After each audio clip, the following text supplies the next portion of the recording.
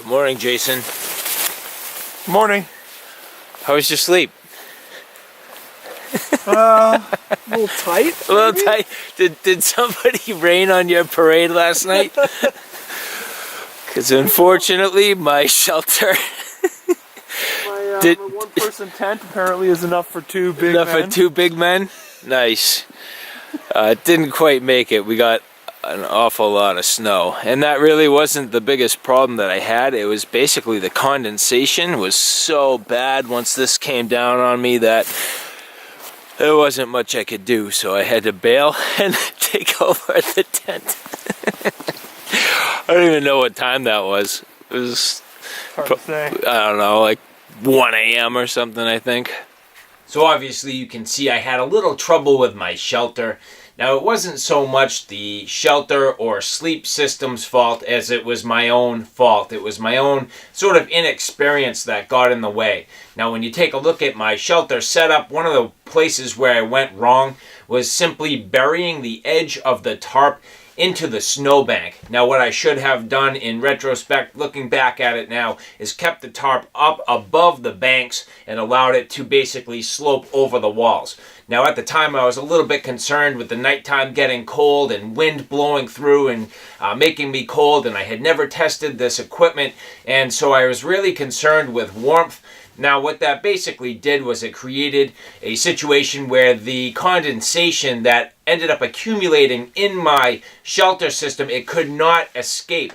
Now, I did sleep with my head facing towards the outside of the shelter, basically exposed on the outside, right near the edge, and I thought that was going to be enough to keep the overall condensation to a minimum.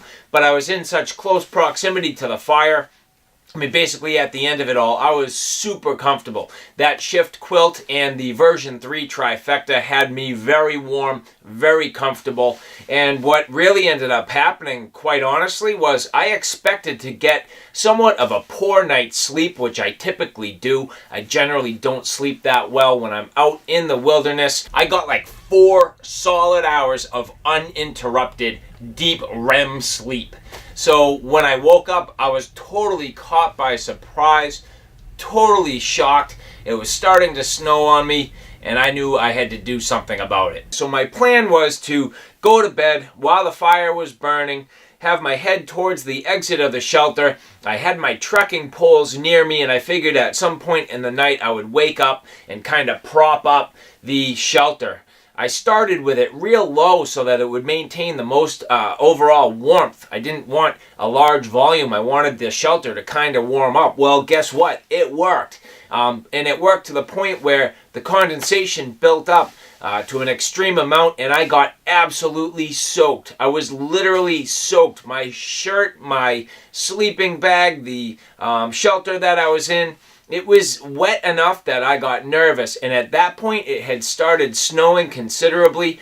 Now, when you look at the footage in the morning, you'll see that the entire shelter was collapsed. Well, that's because I never even went as far as to put my trekking poles up because I bailed out. At that point, I was nervous, and I knew that I had to do something significant. The temperatures had dropped off to maybe, I'm going to say ballpark, maybe 10 degrees Fahrenheit. So it was a situation where I was getting nervous with how wet I was, how cold it was, and the fact that it was snowing. So my options were really A, stick it out, which really wasn't going to work too well for me. I could have, again, propped that thing up and tried to make it work, but I really didn't want to do that, and the moisture would have still been a problem. B, I could have got up and completely rebuilt my shelter, but I didn't want to do that either, and I took the easy route out, and I woke up poor Jason and made him move over and give me some room. So unfortunately, this trip for me was going to be my first chance to really give you a good quality field review of the To-Go Systems equipment. The Shift Hybrid Quilt, the version 3 trifecta, and also that Reflect 100 tarp as a system. Again, not the equipment's fault, purely my inexperience and not really setting myself up with an optimum shelter. So unfortunately, I was unable to bring that to you, but let's finish up this video with our pack up and hike out of here. So got a good amount of weather last night, actually a few inches of snow. It was kind of wet and heavy. And I had my stuff in this bag, and it's definitely keeping it dry. So overall worked pretty well, actually very well for the given conditions. You can see it's kind of icy on the outside now, but everything on the inside's perfectly dry. So duffel definitely worked very nice. Oh yes, here's our stuff. Good thing we left it in a logical location. Oh man, oh, my grill's under there and all my cooking stuff somewhere. Oh, what a mess. So just a little change in the landscape with the snow, but very neat. Interesting place and a good place to spend the night. So at this point, we're pretty well packed up. Kind of had to get to business this morning and just stay on target, stay on track, and especially with the snow. So at this point, we're pretty much ready to get out of here and enjoy the hike back. So this is where the challenge is. Now to pick our way back across this again. Being able to get the sled and hopefully not step through a hole into the water. So I guess we shall see. Lens is all foggy. You made it? Almost. Nice. I'm on my way. I'm standing on an ice block.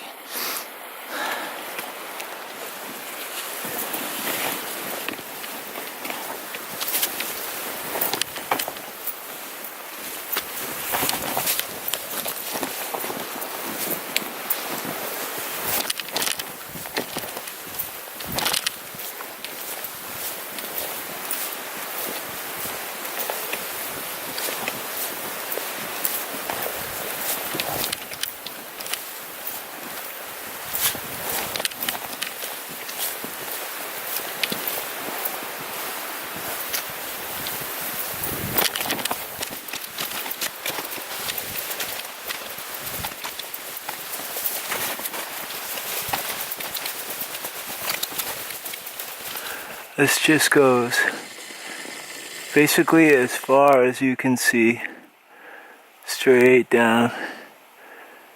And there are some people way out there, but that just keeps on going.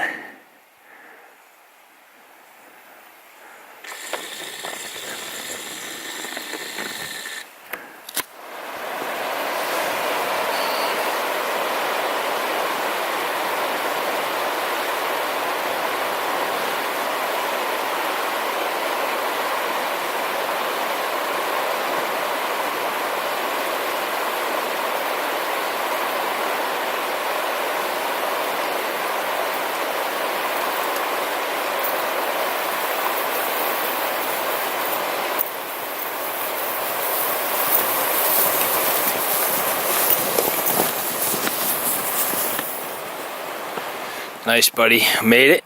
Boom. Beautiful. Got this rig back, thank goodness. No problem. And I was wondering how people were saying they knew we were out there. Well, yeah, there's like 4 cars in the parking lot completely covered in snow, and of course mine is one of them. So it's time to get this thing cleaned up. Get the heck out of here.